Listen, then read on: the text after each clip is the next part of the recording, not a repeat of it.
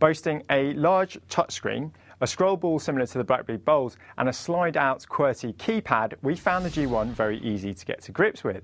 Its screen is as responsive as the iPhone's, and when you need a little bit of extra accuracy, the scroll ball comes in very handy. The keypad is great when you want to type out long messages or emails. When it comes to design though, the G1 is more practical than it is fashionable. It's not a very small device, but it does feel sturdy, although some may find it a little less refined than the iPhone 3G.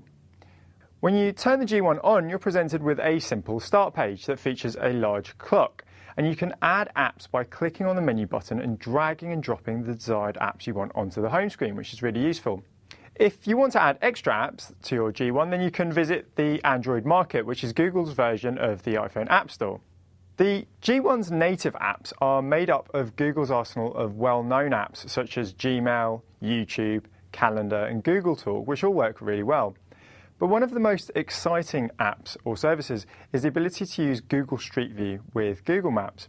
It's not available here yet, but it will be in the future, and it essentially allows you to see a street in 3D as if you were standing right there and turn your head around to see what's around you.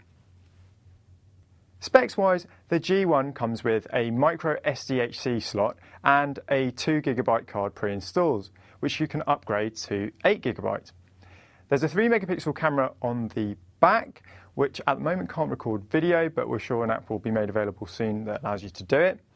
Equally strange is the lack of stereo Bluetooth that again isn't featured on the iPhone and is more annoying since there isn't a 3.5mm jack on the G1 as an alternative. News that Amazon will be providing a download service to the US G1 unfortunately won't be echoed here yet. Our only disappointment with the G1 is the lack of a 3.5mm headphone jack, which means that you can't plug in a standard pair of headphones. In terms of pricing, the G1 will be available on a £40 per month contract and will come out on the 30th of October. There'll be no pay-as-you-go option at launch, but there might be one later on.